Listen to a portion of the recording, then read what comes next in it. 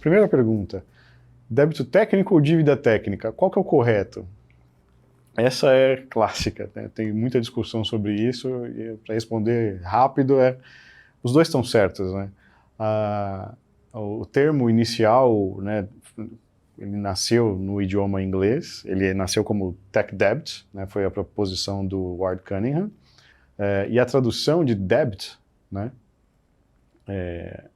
para português, o ideal, né, o mais comum é dívida, mas o termo débito também serve. E a bem da verdade é que a indústria brasileira, de modo geral, né, quando você começa a pesquisar sobre esse assunto, você vai encontrar muito mais referências citando o termo débito técnico do que dívida técnica, embora as duas traduções estão absolutamente corretas, não existe uma certa ou uma errada. Algumas pessoas acreditam que o conceito de dívida, né, se traduz melhor, pela metáfora inicial do Ward, mas a verdade é que débito também funciona, né? Um débito pode também incorrer em principal e juros da mesma forma. Então não tem um certo e errado, a gente acabou adotando débito técnico, a gente discutiu sobre isso inclusive, mas não tem um certo e um errado. Segunda pergunta, débito técnico é bom? Acho que a resposta intuitiva é dizer que não, mas a bem da verdade é que como um empréstimo, né, como uma dívida, ele pode ser bom, ele pode acelerar alguns aprendizados, né? No caso que a gente mostrou como exemplo aqui, como nasceu essa metáfora, a ideia era boa, né? O time decidiu, né, o time do Ward Cunningham, ele entendeu que valia a pena colocar um software em produção, em contato com o cliente, mesmo que ele não estivesse pronto, pelo valor que o feedback que os clientes iam dar para ele ia trazer para o time, né? Os novos aprendizados. Então eles assumiram isso, né? E foi positivo, foi intencional, né, e prudente. Então ele pode ser bom, ele pode ser usado de forma intencional e boa. Mas de modo geral, o débito técnico, quando a gente fala de débito técnico, a gente está falando de características técnicas que estão longe do ideal. Como nesse exemplo do Ward, ele queria, né, poder provar que as teses, né, ou a intenção, a definição, o entendimento do time naquele momento era diferente do que os clientes ou do que o software realmente deveria ter. Essa diferença entre o entendimento do time naquele momento e o que o software realmente deveria fazer é uma dívida técnica. Mas, por exemplo, um bug é uma dívida técnica, um problema de segurança que precisa ser resolvido é uma dívida técnica, um problema de resiliência é dívida técnica. A dívida técnica, no final das contas, ela é só uma metáfora, né? Um software mal escrito, né, code smells, é dívida técnica. A dívida técnica, ela é só, o débito técnico é uma metáfora. O mais importante é como a gente usa ela para comunicar essa ideia, né, de que a gente está sendo penalizado, a gente está pagando uma dívida porque existe uma característica técnica de implementação, seja funcional ou não funcional, que está longe do que é o ideal, né? Então toda vez que o time tem que lidar com essa diferença, o time paga juros. Então reduzir essa dívida ou eliminar essa dívida vai permitir que o time tenha pista livre para avançar sobre os novos desenvolvimentos. Então débito técnico, ele pode ser bom, mas de modo geral é ruim. Débito técnico é um bug? Essa é boa. Débito técnico, acho que é a teoria dos conjuntos, né? Um bug é um débito técnico, mas débito técnico não é só um bug, tá? Como a gente falou aqui, débito técnico tem outras características que a gente pode classificar como débito técnico, né? Funcionais e não funcionais. Segurança, implementação, complexidade, modularidade, performance, resiliência, são todas características de débito técnico também. E bug está inserido. Um bug é um débito técnico, precisa ser resolvido. Ele representa, né, uma diferença entre o estado atual, problemático, e o estado ideal, né, resolvido. Então esse delta é a dívida técnica. Débito técnico é um risco? É um risco. Mas ele é um risco que ele tipicamente se transforma em issue de forma quase que imediata. Vou dar um exemplo.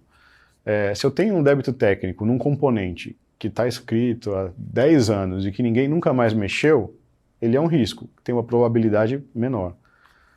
Mas o que a gente percebe é que aqueles componentes principais das aplicações, né, ou seja, que os times desenvolvem de forma constante, que tem maior investimento de desenvolvimento, que tem mais pessoas utilizando, também tem débito técnico, tem dívida técnica ali. E aquele risco, ele é iminente, ou seja, ele aconteceu e ele está virando um issue, né? Ele está se concretizando de forma constante. Então, a gente pode enxergar o débito técnico como um risco. Cuidar do débito técnico pode ser feito de forma, de uma abordagem que a gente chama de gestão de risco. A gente fala sobre isso nesse treinamento. E formas de fazer essa gestão, de medir, acompanhar, reportar, priorizar. Então, é possível tratar ele como um risco. Então, é um risco e ele, tipicamente, né, ele se transforma em issue quase que de forma imediata. Quanto custa o débito técnico? Essa é uma pergunta boa.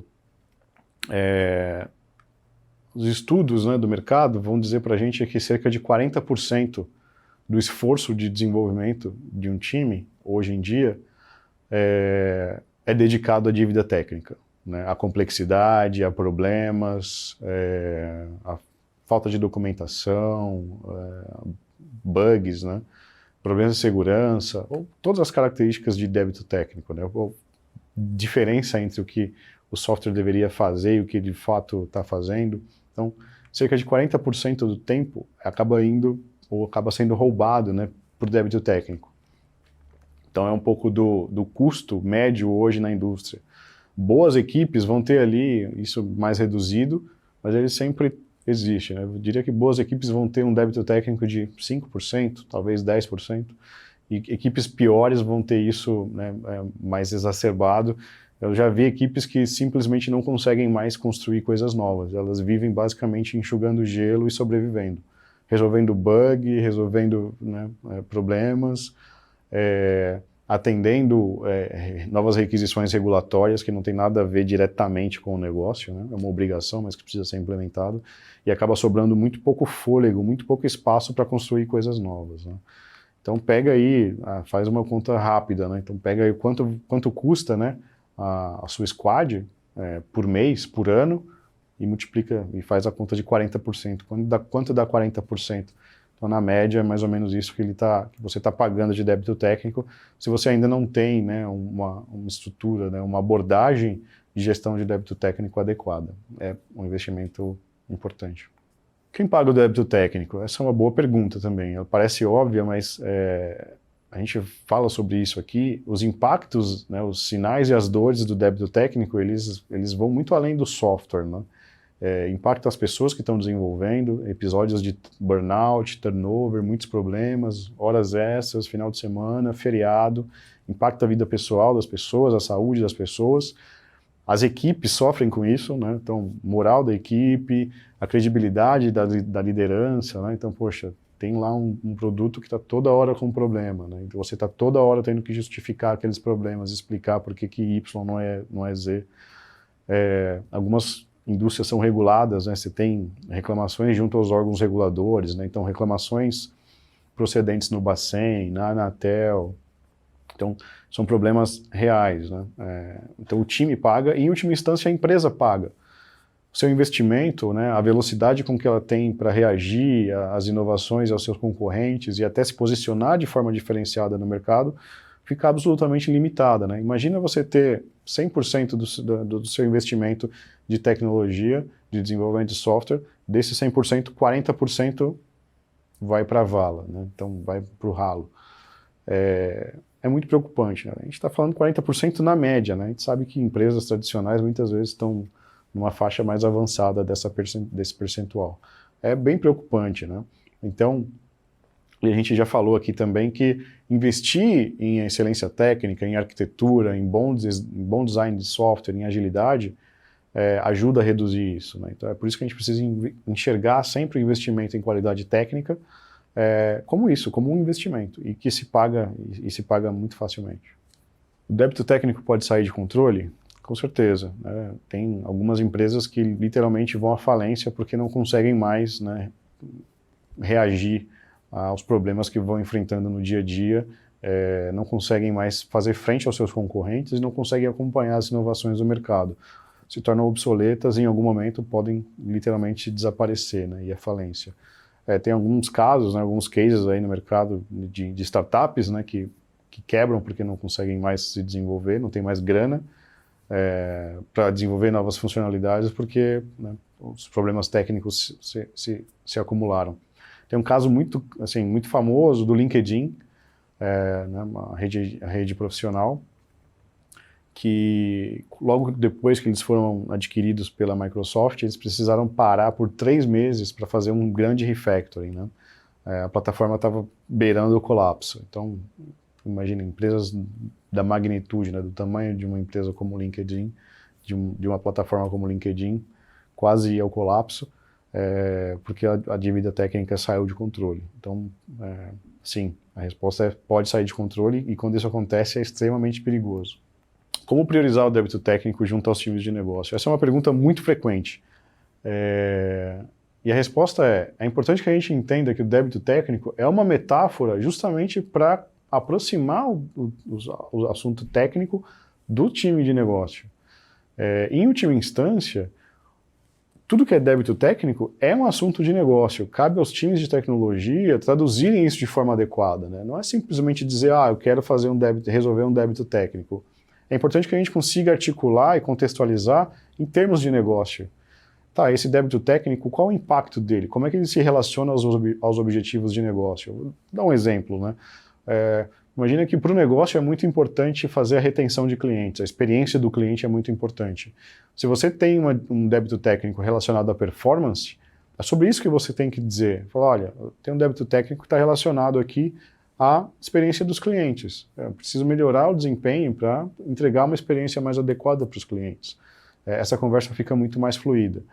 E quando a gente usar a metáfora do débito técnico, é importante a gente lembrar a definição inicial. Ela tem sempre 2 componentes. O principal e os juros. Como é que esse problema, né, como é que a gente articula essas 2 dimensões? Como é que a gente está pagando juros nesse débito técnico e qual que é o principal desse débito técnico? Né? São esses 2 componentes, a gente precisa evoluir nessa definição e trazer, olha, tem um débito técnico, o principal é esse, e os juros que a gente está pagando é esse. A gente precisa traduzir isso em termos financeiros também para o cliente. Porque, como a gente viu aqui, o débito técnico ele é sempre uma questão de tempo.